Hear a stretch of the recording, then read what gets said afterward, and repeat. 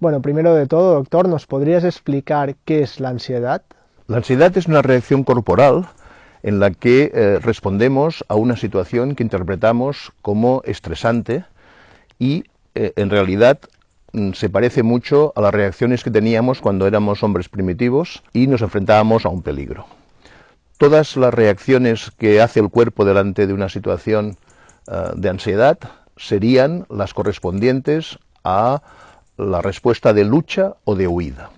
Por tanto, todos los síntomas se van a relacionar precisamente con esta capacidad de reacción, provocando en el cuerpo una serie de acciones que tendrían como objetivo garantizar la supervivencia. Por tanto, parece que la ansiedad es un factor positivo, excepto en los casos en los que se dispara por situaciones que no tendrían que provocar esa situación. Empieza a ser patológica cuando hay esas respuestas a cosas que para la mayoría de las personas no provocan esa alerta, no provocan esa situación de poner el cuerpo en disposición de respuesta, de huida o de lucha.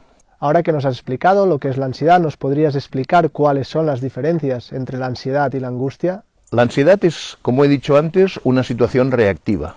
Se provoca o se produce a partir de que dejamos ir al torrente sanguíneo una serie de hormonas, lo que llamamos las catecolaminas o hormonas del estrés, que se producen en las glándulas suprarrenales, encima de los riñones, y que se vierten en sangre provocando una respuesta multiorgánica.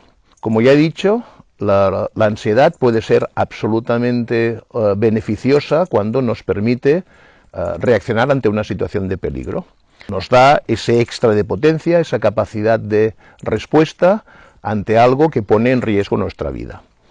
Y si nos fijamos en la sintomatología típica de una crisis de ansiedad, veremos que todos estos síntomas están relacionados con una serie de ventajas que se producirían por el hecho de que reaccionamos a estas hormonas. Por ejemplo, la pupila se dilata en una crisis de ansiedad y eso significaría que tenemos mayor capacidad para ver.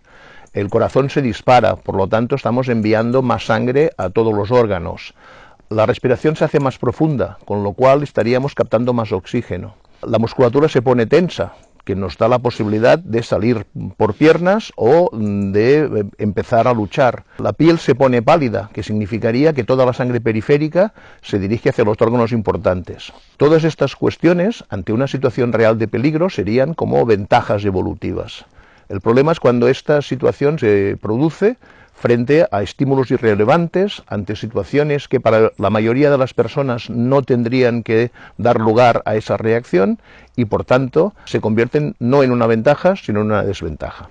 Las catecolaminas son tres, habréis oído hablar de ellas: la adrenalina, la noradrenalina y el cortisol, que son sustancias, que son hormonas que están en cantidades pequeñas normalmente en sangre y que se disparan en esas situaciones donde necesitamos esa reacción de alerta. Por tanto, tenemos que tener claro que la ansiedad va a ser una situación de corta duración. Es un estrés, es una reacción puntual que tiene sentido excepcionalmente para conseguir ese momento de extra, de potencia, extra de reacción para salir de una situación de riesgo, pero no tendría sentido si se alargase en el tiempo. Por tanto, la ansiedad, lo que conocemos como ansiedad, va a ser una cosa de corta duración. Normalmente una crisis de ansiedad no durará más allá de 15 minutos, teniendo un pico más o menos a los 5 o 10 minutos, que luego va a bajar seguro. Y por tanto, muchas veces lo que hay que hacer es aprender a controlar esa ansiedad, porque no va a tener una duración que nos haga sufrir demasiado tiempo. Pero hemos hablado de que hay que diferenciar esa ansiedad de lo que llamamos angustia. Y la angustia no es una cuestión reactiva, sino que es una cuestión anticipatoria. Es decir, todo ese estrés corporal, todas esas reacciones físicas que estaban destinadas a enfrentarse a un peligro, se empiezan a producir de una manera mantenida antes de que estemos ante esa situación. Es decir, estamos pensando en que algo va a ir mal, algo nos va a poner en alerta, y lo estamos pensando antes de estar expuestos a esta situación. Por tanto, va a haber un desgaste, va a haber un cansancio, y como además no estamos hablando de una cosa que esté mediada por esas hormonas del estrés, por esas catecolaminas, lo que pasa es que se producen niveles mucho más altos de cortisol de una manera continuada que hacen que el cuerpo esté en alerta. Y esto desgasta, esto es contraproducente, esto es dañino. Porque además entramos también en bucles obsesivos donde le damos demasiadas vueltas a esas cosas que todavía no han pasado, pero que tememos que puedan suceder. Y por tanto estaremos en esa continua alerta, pero ya no lo llamaremos ansiedad, lo llamaremos angustia. Y los tratamientos que hay que hacer frente a cada cosa son totalmente distintos. Por otra parte, doctor, ¿nos podrías explicar qué es un ataque de pánico? Un ataque de pánico sería un episodio de esa ansiedad que sube de una manera desmesurada y que además nos incapacita para reaccionar. Sería una respuesta exagerada a esa ansiedad natural, a esa ansiedad necesaria que nos permite reaccionar ante un peligro y por tanto ayuda a las posibilidades de sobrevivir, porque nos daba ese extra para enfrentarnos a esa situación puntual, pero que en cambio se produce frente a estímulos que no tendrían que provocar esa respuesta. Por tanto, ya no hablamos de una cuestión adaptativa, sino que hablamos de una cosa que no nos favorece. Y el ataque de pánico sería paralizante, sería una situación donde no tenemos esa respuesta adecuada, sino que estamos haciendo algo que va en nuestra contra.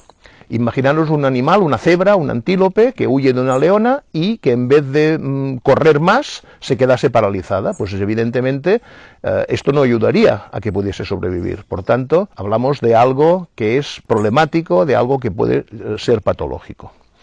Pero también vuelvo a decir que las crisis de ansiedad, igual que las crisis de pánico, tienen corta duración. Lo que pasa es que lo que nos desgasta es el miedo a que se vuelva a producir.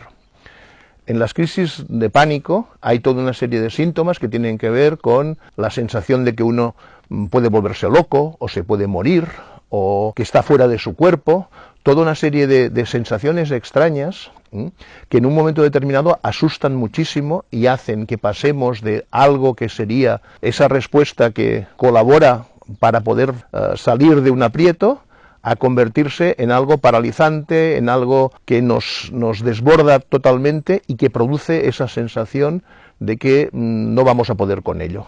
Pero hay que volver a tener en cuenta que estamos ante una crisis que, como está mediada por esas hormonas, por esas catecolaminas, va a tener una corta duración. Lo que pasa es que luego lo que permanece es ese miedo.